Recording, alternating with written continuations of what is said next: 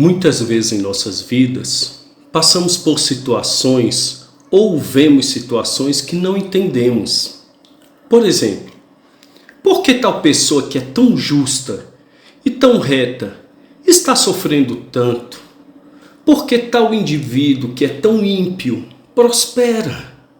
Isso acontece no livro de Jó, que tem como personagem principal um homem íntegro, que é alcançado por tragédias gigantescas. Seus amigos o acusam por pecados ocultos. Afinal, como um homem justo poderia estar sofrendo tanto? Isso muitas vezes desafia o nosso entendimento e a nossa fé. Pois, será que Deus se importa com o nosso sofrimento? Será que Ele é injusto? Ou existe um propósito maior? E é justamente isso que veremos agora, no capítulo 8 do livro de Jó. Veremos as palavras de Bildade, um amigo de Jó, que irá apresentar uma visão equivocada sobre Deus e o sofrimento. Aqui, nós faremos perguntas importantes e encontraremos esperança, mesmo em meio à dor. Aqui quem vos fala é o vosso irmão em Cristo, Jesuá. E espero que nos capítulos de Jó estudaremos juntos, Deus fale contigo da mesma forma que falou, impactou a minha vida. Eu quero dizer aos irmãos que eu vou ler alguns versículos, mas peço que os irmãos leiam o capítulo inteiro em casa, porque vou realçar apenas os que entendi terem uma relevância maior, tá certo? Então não vou ler versículo a versículo. Os que for ler, eu falarei aos irmãos para os irmãos acompanharem. Amém? Para iniciarmos, leiamos os versículos 1 a 3 do capítulo 8. Então respondeu Bildade, o suíta: até quando falarás tais coisas? E até quando as palavras da tua boca serão qual vento impetuoso? Perverteria Deus o direito, ou perverteria o Todo-Poderoso a justiça? Bildade era um dos 3 amigos de Jó. Ele é conhecido pelas suas palavras duras enquanto conversa com Jó. Ele argumenta que o sofrimento de Jó é consequência direta de seus pecados. Quando ele diz: até quando você vai falar desse modo? Revela a sua impaciência e julgamento. Ele considera as palavras de Jó como fúteis e desrespeitosas contra Deus. Acusa Jó de falar que Deus está agindo de forma injusta. As palavras de Bildade revelam a compreensão errada de que todo sofrimento é resultado de um pecado específico. Muitas vezes, esse ângulo de visão leva as pessoas a terem uma fé baseada no medo, em vez de ser no amor. Isso leva muitos cristãos a terem medo de Deus.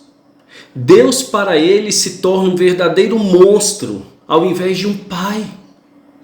Essa visão errada sobre Deus transforma ele em um juiz implacável, não em um pai amoroso. É como se nós tivéssemos hoje um outro inimigo, qual seja Deus, ao invés do diabo. Entenda, relacionamentos são prejudicados quando as pessoas querem assumir o lugar de Deus. Bildade quis assumir o lugar de Deus julgando Jó, dizendo que Jó havia pecado, com base no que ele acreditava ser a verdade.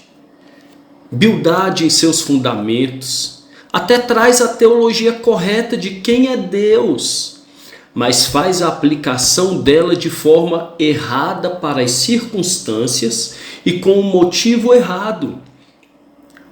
Ele quer defender Deus.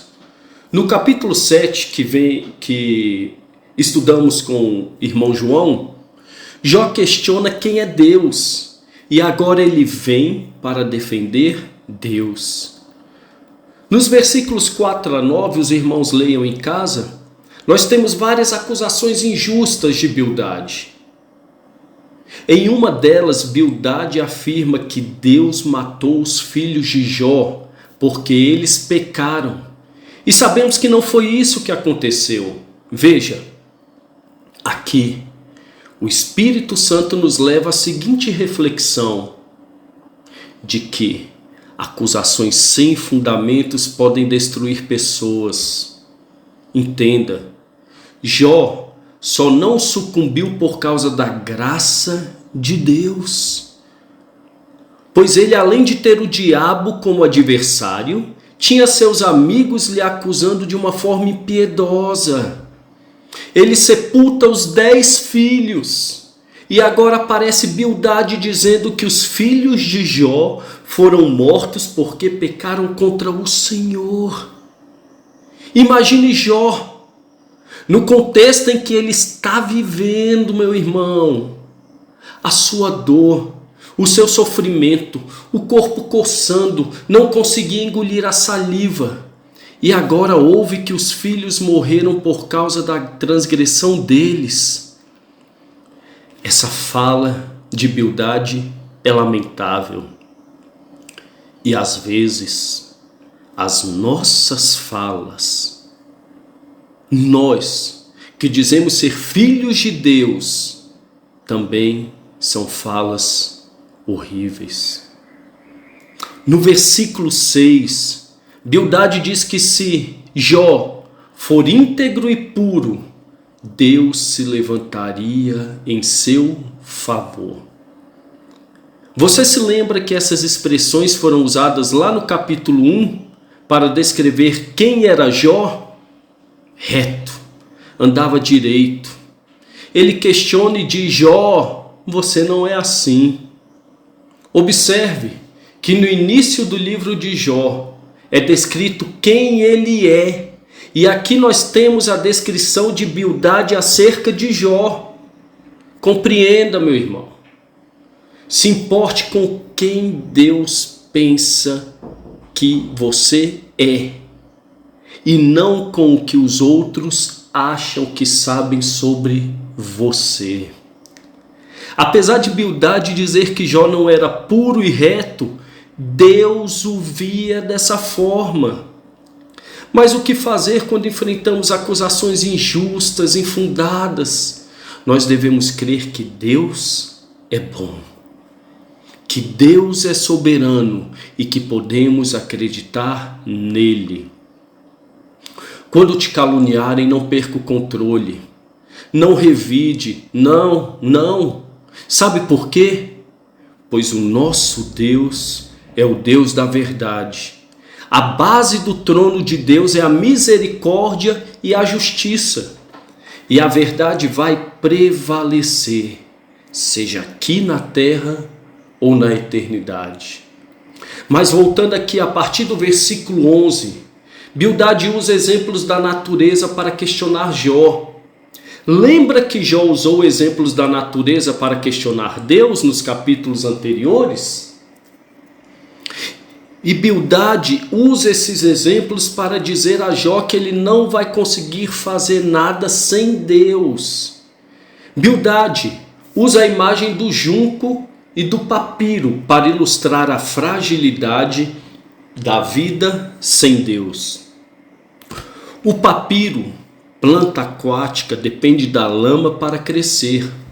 O junco também é ligado a locais úmidos e murcha rapidamente sem água. Bildade fala que assim como essas plantas, a esperança do ímpio é fútil. Mesmo sendo justo e íntegro, Jó enfrenta desafios intensos. Entenda, muitos procuram ser obedientes, muitos procuram seguir os mandamentos de Deus para que tudo dê certo na sua vida, o que é um grande erro, pois a santificação não pode ser associada da mesma forma que Bildade fez com Jó, qual seja, Se eu fizer tudo certo, vai dar tudo certo na minha vida. E se eu for ímpio, tudo dará errado. Não é necessariamente assim que funciona. Veja, Cristo fez tudo certo na terra. E o que Deus permitiu acontecer com ele, por amor a cada um de nós. Havia um propósito no sofrimento de Jesus. Da mesma forma, Deus permite a dificuldade em nossa vida por conta de um propósito maior. Então, mesmo fazendo tudo certo, podemos passar por coisas que não iremos compreender. Entenda, o ouro não teme o fogo. Da mesma forma, o cristão não deve temer a provação. Ela é para nós o que o fogo é para o ouro, aperfeiçoamento. Mas, nos nossos dias, o cristianismo é pregado no sentido de que não podemos passar por tribulações. Entenda, meu irmão, eu não estou dizendo que essa tribulação que você está passando não significa nada. Mas há homens e mulheres de Deus, muito melhores do que eu e você, que nesse momento estão praticamente passando fome por amor a Cristo. Que lá na Coreia do Norte estão perdendo tudo, suas vidas, suas casas, suas famílias por conta de Cristo. Homens e mulheres santos que estão se dedicando a Deus muito mais do que nós. E por isso, sob a perspectiva humana, está dando tudo errado na vida deles. Um ponto bem interessante que é abordado nesse capítulo é a questão da prosperidade do ímpio. Entenda, a prosperidade material não é sinal de aprovação divina. Lá em Salmos 73:12, nos dias do salmista ele percebe que os arrogantes prosperam e que os malfeitores florescem em todos os lugares. A visão do salmista é diferente da visão de Bildade e dos amigos de Jó. Nos dias deles, em que, para eles, aqueles que faziam tudo certo prosperavam, e aqueles que estavam sofrendo é porque eram pecadores.